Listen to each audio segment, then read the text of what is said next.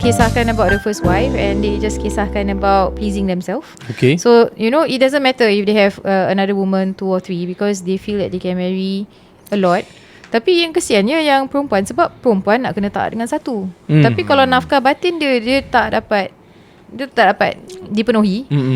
I mean, then kesian lah, sedih. What's the recourse for her? Macam So I mean that one is another issue about kira macam women's punya rights lah. Kalau you tengok dalam Quran, Allah reservekan satu surah panjang pasal perempuan. Dalam surah tu pun Allah ajar, kalau kau dapat suami yang tak fulfill kau dari sudut gini apa kau boleh buat. Sebab jadi wanita ni, kita tak mestinya jadi taat bodoh-bodoh. You taat dengan ilmu. Mana yang dia tak buat, mana yang ni yang you jot down. Okay, these are all things aku akan report kau. Kau nak kahwin 2 ke 3 ke sampai 10 pun silakan. Sebab ni aku tak dapat, because this is my akad dengan you pada awal apa. This is the dia punya kontrak apa. Kau kena fulfill nafkah batin dengan zahir. Tapi kalau kau tak buat dua-duanya, and kau kata Islam suruh aku boleh kahwin 2, 3 dan sebagainya apa kan. Do you think that you can perform dengan lagi 2 ke lagi 3? Because it's not about the numbers. Because duit yang you ada tu pun akan habis kan. Tapi it's about commitment yang you diberikan Allah Subhanahu Wa Taala. Islam meletakkan lelaki boleh kahwin lebih tu bukan maksudnya lelaki boleh semua perform dalam perkahwinan tu. Tapi nak mengelakkan suami yang dah ada keinginan dengan perempuan lain tu daripada melakukan zina. It's better for him to get married than daripada buat zina. Because kalau you protect your husband, you tahu dia dalam keadaan gitu, you cakap dengan your husband, kalau you boleh sabar, you cakap, I boleh sabar jadi isteri yang pertama, dan I boleh sabar ada madu. Pahala besar. Betul? Tapi kalau you tak boleh, then you kena complain lah dekat your husband. Kalau you rasa you memang nak kahwin dengan yang lagi satu, I akan tarik diri lah. It's your right. Tapi your right juga dalam keadaan you nak buat benda yang sama tu, of course you tak boleh nak menidakkan ataupun you nak kira tak validkan hukum orang yang boleh kahwin 4. It's better for them to have a proper marriage than to have someone as mistress. Kan? So kalau dia simpan perempuan simpanan dan sebagainya, anak-anak yang keluar lahir daripada situ, daripada zat yang ataupun daripada nasab yang tak halal tu lebih teruk. So while doing you punya job as wife, of course you kena take care of you punya emotional. Tanya your parents, tanya dia punya parents macam mana. You have the right untuk buat. Tak ada orang paksa you untuk stay that marriage pun. I see. So orang yang selalu macam terasa dia terluka sangat because the word ketaatan tu dia tak belajar. You kena ingat, bila you taat pada suami, jangan taat bodoh-bodoh. Lah suami dah buat dah segala-galanya, dah tinggalkan tanggungjawab dia, tapi dia still lagi masih, dia tak warn suami dia tak ugut suami dia tak marah kat suami. You ada right untuk cakap, you kalau tak buat gini, I akan report, I boleh minta fasakh ke khulu' ke. So these are all things that you kena tahu. These are all your rights. Because technically when dealing with humans, you kena lower your expectation. When you first time you met your husband, he was perfect because he was poor. Dia tak ada duit, betul tak? Tapi bila tiba-tiba dia ada duit, tiba-tiba jadi Casanova. Kan? Dia lupa diri, betul tak? Memang ini so bila dia lupa diri, na'udzubillah. I mean, kalau dia lupa diri untuk ketaatan Allah, dia buat benda tu dengan kebaikan, bagus. Tapi kalau dia lupa diri sampai lupakan you juga, then this is a time where, ya Allah Rabbi, now, I mean, people change. You cannot expect so much from people, because the only thing you need to know in life, you boleh expect banyak dengan Allah. Maybe Allah nak reward aku lebih lah. Maybe this guy is not for me anymore. Then move on lah. I mean, life in this dunia pun tak permanent apa. Nanti one day dekat mahkamah Allah, you boleh claim semua benda balik. Hari akhirat nanti aku akan claim balik semua ni semua kan. Hari ni you nampak dia mungkin ada duit, next berapa tahun lagi mungkin dah tak ada duit, mungkin dah berumur pun, dah tak laku lagi dah kan. So at the end of the day, bila niat untuk nak menzalimi isteri, dengan sebab ada rezeki lebih dia tak buat benda yang sepatutnya dengan isteri, hak isteri tu dia tak berikan dengan yang baik, itulah satu kezaliman lah. Bila you zalim orang kat dunia, you ingat Allah tak tengok ke?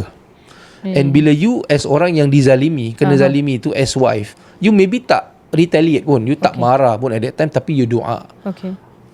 I lagi takut kalau isteri tu doa daripada isteri tu marah tau. Isteri tu marah, dia release terus. Tapi kalau dia doa, because Allah akan hantar benda yang kita tak boleh sangka apa yang dia hantar, ujian dan sebagainya. So balik pada hukum asal balik lah. Lower your expectation bila you berumah tangga ni, dan letakkan harapan you lebih ke Allah SWT. Ya Allah Rabbi, you are the one who perfect my marriage. I cannot perfect it, but these are the ways that I do to perfect it. Nah, Allah Rabbi, aku dah usaha ya Allah, tapi suami aku suka sangat gini, suka gini. Ya Allah Rabbi, bantulah dia, balikkanlah dekat pangkal jalan dan sebagainya. So of course dia ada tahap kesabaran. The more you sabar, the more the higher reward, the higher jannah yang you akan dapat lah. InsyaAllah. Yeah, so that means all in all, actually yang pentingnya is you must equip yourself with the knowledge, and of course whatever decisions must be based on pleasing him. Betul. Pleasing Allah. So you baca balik, tengok macam mana nak jadi seorang isteri yang salihah, yang taat pada suami tapi tak bodoh. Kita belajar, kalau suami aku dah tak fulfill gini, I need to do something. Ugut dia dulu. You tak buat ni, you tahu tak apa akan berlaku dalam marriage kita? And you apa yang akan berlaku antara you dengan Allah, you dah tahu belum? That is even worse. And you tak, bila you zalimi doa orang zalim itu mustajab. Allah akan terima segala doa tu. Dan of course bila berlaku, dia tak semua masalah tu perlu satu doa yang jahat lah. Sometimes kita pun kena ada that ihsan terhadap suami kita. Dia pun manusia. Kalau setakat salah macam terlanggar pinggan mangkuk ke apa, tiba-tiba terlanggar ni ke apa, tiba-tiba you cakap, oh you tak jaga misal katalah dan benda tu mungkin Allah rasa macam remeh sangat lah untuk ni. Tapi kalau dia buat benda yang boleh merosakkan your jiwa, you punya perasaan, you punya keselamatan, then you need to do something. Right. Ustaz, boleh tak mungkin you give some tips like for those newlyweds, what can they do after their wedding, macam within the family, apa yang like within Islamic context that is good to do and practice so that they can keep their marriage strong lah, insyaAllah. I mean, I pun tak berapa layak sangat sebab I pun dalam rumah tangga pun mungkin lebih kurang 10 tahun juga. Lama juga tapi tu. Alhamdulillah lah dalam perjalanan berumah tangga ni, I rasa the word being grateful in everything dalam permulaan your marriage is everything. Because sometimes you are someone yang earning a certain amount which is sometimes more than your husband. Ataupun sometimes you have a higher status than your husband. Tapi being someone yang grateful dengan apa yang husband you buat is actually powerful in life. Is actually the best feeling ever as husband lah. Because bila I mula berumah tangga pun, my wife dah 3 tahun dah kerja. I pun baru mula, gaji I pun biasa dan sebagainya. Kita pun naik bas. Dan bila sekarang ni kita naik kereta, kita tengok naik bas tu macam satu nikmat. Bila nak naik bas ni? I mean, you yourself dengan Afzal pun melalui benda yang sama. Alhamdulillah sekarang Allah kurniakan lagi banyak rezeki. InsyaAllah lagi banyak rezeki akan datang. And dalam apa ni orang kata merentasi perjalanan sebagai rumah tangga ni, the word syukur tu very important, because dia tak mestinya duit you banyak you boleh happy. Sometimes you just jadi orang yang syukur dengan apa yang Allah berikan, you akan happy dengan whatever keadaan yang ada. And Allah SWT selalu suka dengan orang yang bersyukur. Allah kata orang yang bertakwa, "May yattaqillaha yaj'al lahu makhraja." Because bila dia syukur, dia takwa pada Allah. Ya Allah Rabbi, kayakanlah suami aku, murahkanlah rezeki dia. Amin. Kan? Doa dia gitulah hari-hari. Dia biasa doa-doa gini, dia takut pula suami dah kaya nanti jadi lain kan. Jadi macam tadi kan, jadi Casanova tu yang seram. Tapi ya Allah Rabbi, berikanlah ketakwaan kepada suami aku dengan berikanlah rezeki yang barakah. Amin. Supaya ke rumah tangga yang kita bina ni, walaupun ianya nampak kira biasa, tapi besar di sisi Allah SWT. Berapa ramai di antara kita yang dapat pendapatan yang biasa tapi setiap tahun boleh pergi umrah dengan family. Berapa ramai yang duit jutawan tapi nak pergi umrah je, alamak susah lah, mahal lah, kedekut lah sebagainya. Allahu'alam.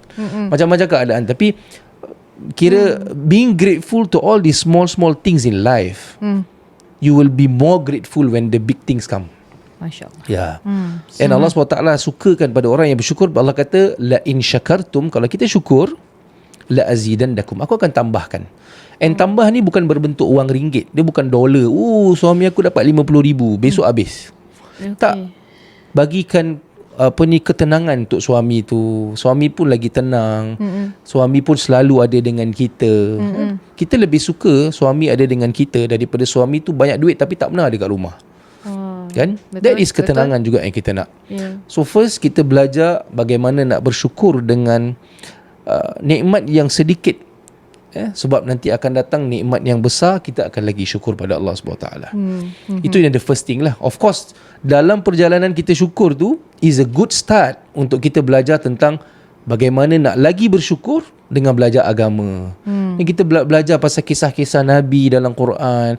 Kita bila baca Quran, kita belajar yang dalam Quran ni sebenarnya cerita-cerita yang Allah nak fahamkan kita. Every obstacles, hardship yang you lalui kat dunia ni ada solution dia. Because Nabi-Nabi dah lalui. Betul? Semua Nabi dah lalui. And semua Nabi dah share apa solution dia. As simple as you usaha and you doa pada Allah. Leave it to Allah Subhanahu Wa Taala. So in marriage juga, bila you plan banyak sangat tapi tak jadi, you sedih.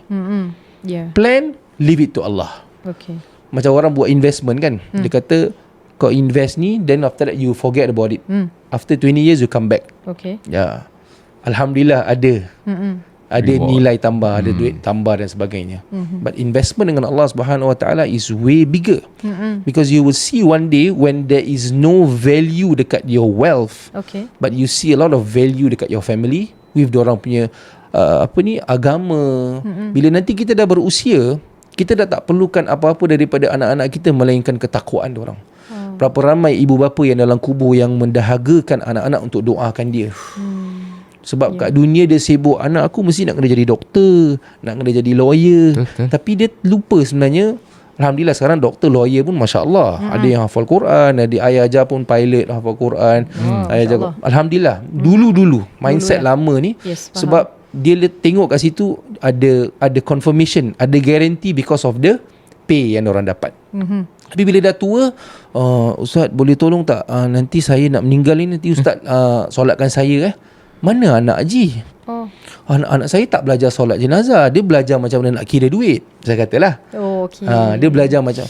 So that's is a satu- waste of satu kerugian. time, kerugian yang kita nampak kat sini.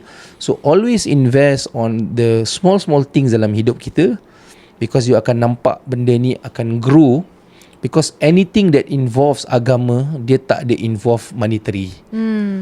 Masuk syurga sekarang ni semuanya free. Yang mahal ni nak masuk neraka. Semua nak kena bayar. Bayar sana, bayar sini untuk nak buat benda-benda maksiat. Tapi benda-benda yang ke syurga ni, pergi masjid tak payah bayar. Betul.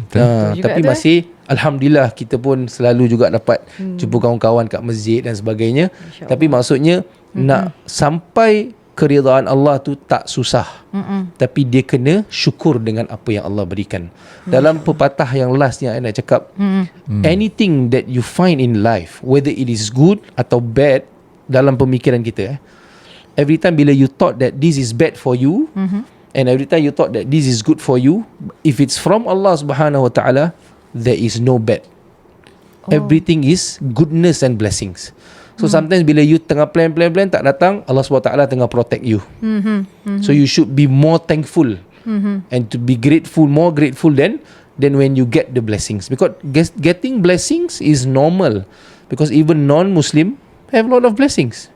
Because they believe in blessing also. Okay. So talking about life kat dunia punya blessings ni is all about money and status. You can have it. Allah pun tak larang kita. But don't make it attached dengan your heart. Kalau dia dah tak ada, Alhamdulillah, it's my time to go, and hopefully Allah SWT akan mudahkan kita bila kita jumpa dengan Allah SWT. Wallahu ta'ala a'lam. Ya. Jadi kita doakan Allah pemudahkan segala urusan semua orang, insyaAllah. Dan to keep everybody happy, healthy. Then we will see you in the next episode of What If. What if? Bye-bye.